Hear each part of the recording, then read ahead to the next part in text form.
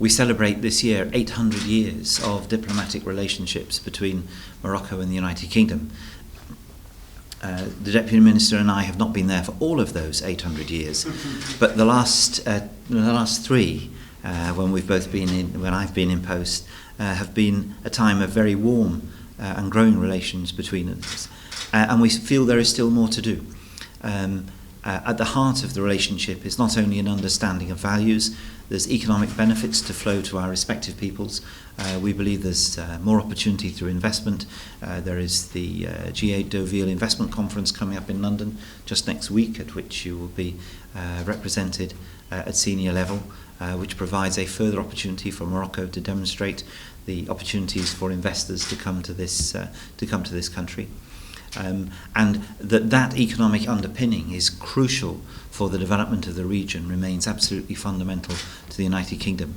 Whatever other issues may have been present in the changes that have occurred in the Arab world since 2011, that economics were part of it. Opportunities for people, opportunities for young people, for jobs and education have been critical, and the United Kingdom remains determined through the rest of its G8 presidency this year to do all we can to move the Deauville process on, but we note that Morocco has been successful in relation to picking up projects in relation to that and developing them.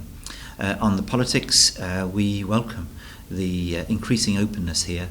I was saying to His Excellency the Deputy Minister how I was struck this morning reading the newspapers and seeing the very open conversation being had on the difficult migration issue, how it was being taken forward publicly at senior level, how there was an engagement of civil society in relation to this, and this was a model of its kind of how to deal with something that could be potentially very difficult, but to be open upon it. We've had a good exchange about regional issues as well. We share His Excellency's determination that the Maghreb Union should become a much closer economic union. There is so much to be gained from the countries of the Maghreb working with each other and trading with each other. And those countries are also going to need political stability anchoring whatever economic development takes place. And accordingly, the political development here in this country over the last 3 years has indeed demonstrated that there is a style of governance which can be successful, where people talk and find a way through their difficulties in order to include as many people in the population as possible in the political process. We looked at some of the wider issues. We remain deeply concerned about events in Syria.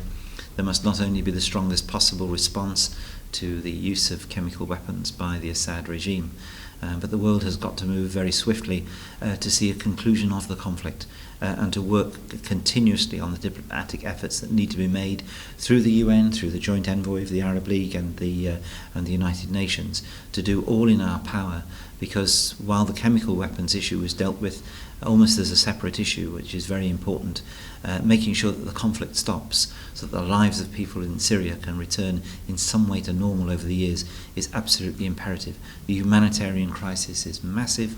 By the end of this year there may be 10 million people, half the population of Syria, displaced by what has happened.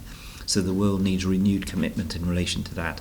And the strong position that Morocco has taken to its membership of the United Nations Security Council and the strong partnership we have had on this issue demonstrates that here is a country who recognises the appalling consequences of what has happened in Syria and a great determination to see it resolved.